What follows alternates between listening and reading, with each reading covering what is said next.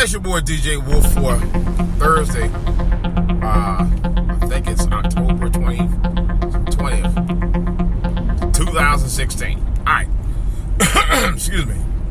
I wanted to briefly talk about a situation that a friend of mine, very close friend of mine, who got married not that young. I think he was like about 20, maybe 29, 30 when he got married, right? And him and his wife had been dating for about 2-3 years. So, and then they had a kid. And they got a house right away, not long after that. Sometime after that, the wife one day, he told me that his wife had told him that, because they both were working, and somebody was telling his wife that, maybe you should stay home and be a housewife and let your husband do all the work. And he told me, he said, look, ain't no damn way you gonna stay your ass in the house. Well, we just moved into a new house from an apartment, and now all of a sudden I got to front all the bills with my salary alone. It's not gonna happen. What she was doing was trying to embed something in his brain to say, you know what? Maybe you're right. Maybe you should stay at home and take care of the baby and blah, blah, blah, blah, blah. You don't have to work. Yeah. And just be a housewife. Now, some guys are fine with that. I've known people to do that. But some shouldn't have to be if they don't want to. And should not be coerced to do it.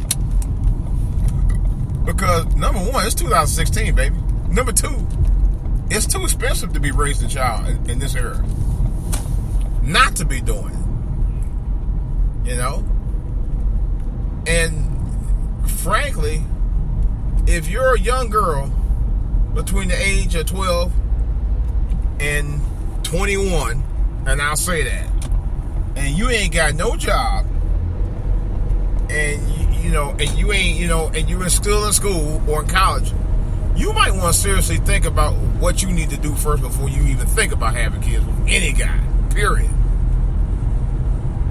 Because that's part of the problem. I know it's a black society, especially pro-blacks. They talk about everything that, that's wrong with our society, but that. They don't talk about these several unwanted pregnancies, and part of the people who are partly responsible for it is the mothers. Let's be honest about that. Mothers be trying to get away with all kind of stuff, man. They really do. And they do get away with it. Matter of fact, Iyanla, Saturday, I plan on watching it, is going to be interviewing the woman who won $188 million and who bailed this sorry-ass motherfucker out 3 times. She admitted 3 times.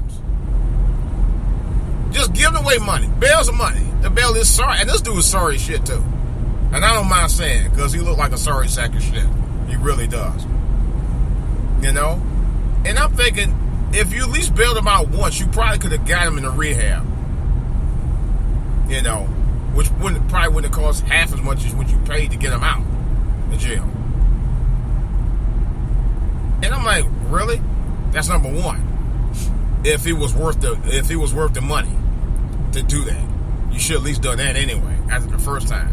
But the bail is sorry dude out 3 times and he's still doing the same shit. You're stupid. You're stupid.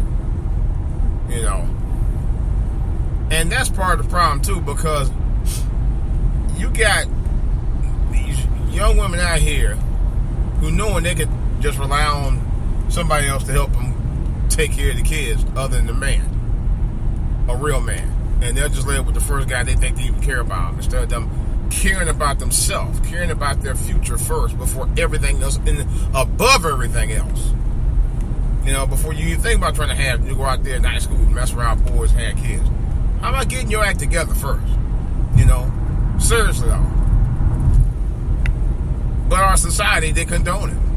And I'm going to say our society condones it. Because if our society our community didn't condone it, you wouldn't have all this. Real talk. I gotta speak up about that. real talk, you wouldn't have all this mess going on. You know? And, you know, it's probably why I feel the way I do about certain things. You know? Now, I will say this, though.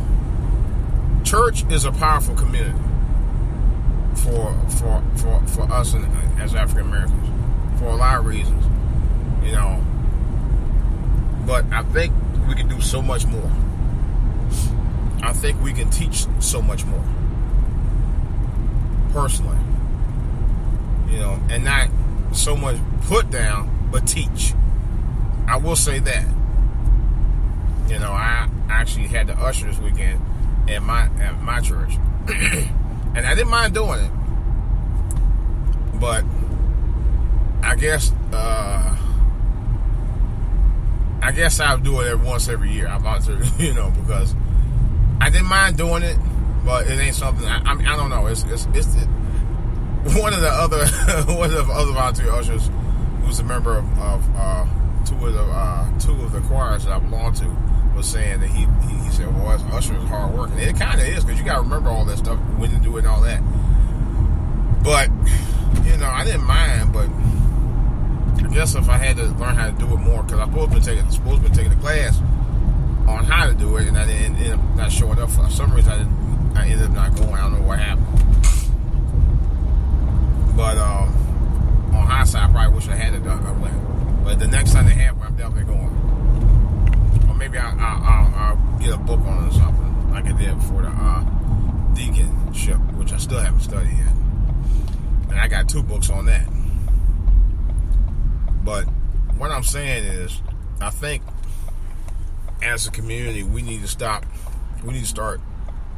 being honest about ourselves, honest about what's going on in the communities, and really address the problem and stop trying to hide behind it. You know, because we do too much of that. You know, that's part of the issue. And try to change the narrative of what young men and young women should be, instead of what they're already doing now. Because it's like a domino effect. Somebody had addressed that on YouTube one time, and I totally agree.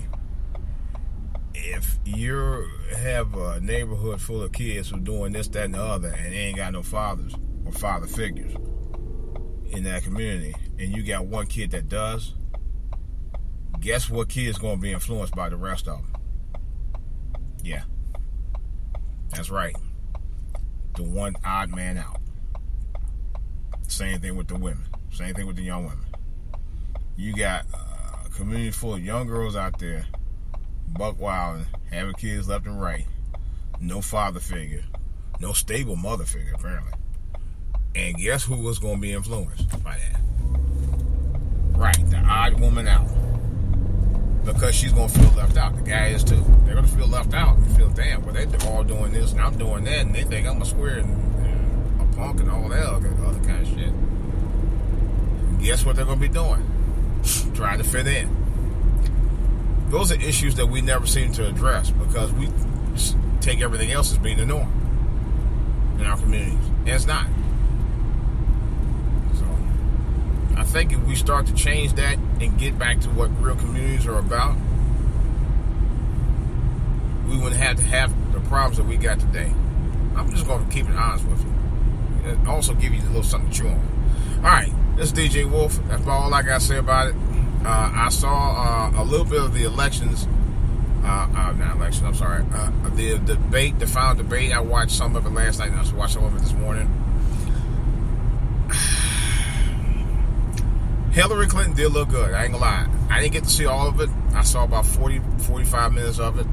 I'm gonna try to get to watch the remaining of it a little later and give you a full review on it, whatever I can review on it. I think Hillary Clinton stood up to Donald Trump on certain things. Donald Trump, I don't know. I'm just not, personally, I say is, we need to do what's right. We need to vote for what needs to be done right for the future for the future president in this country. That's what I'm gonna say about that. It's not a whole lot I can't say, because I'm kind of like, I don't know. I will say this. I can understand why some people don't want to vote. I truly understand it. I didn't at first. For a while I even did videos about vote. No vote is a joke. But now I'm starting to reconsider that. I really am. But then again, I can also say, talking about communities, talking about black communities, we don't do what we're supposed to do in the black communities to try to make things happen, because we expect everybody else to do it for us. And there you go. That's why we're in the political plantation right now, because we expect everybody else to tell us what was good for us, instead of us trying to look into putting out what's good for us for ourselves. Hence the political plantation. And until then, we'll be locked in that mug for perpetuity. It's DJ Wolf. Of course, there's comments about anything I've talked about today. Please, by all means, feel free to contact me at djwolfonline at yahoo.com. I can also be reached at For All To Hear on Twitter. Make sure you put the number 2 in For All To Hear. And I can also be reached on the comments section, and subscribe to my YouTube channel, For All To Hear TV. Alright guys, this is DJ Wolf. I got more to say about this and other things on the back burner. This guy's riding my ass like this, like we're on the speedway instead of doing the usual speed limit. I'll talk to you guys later.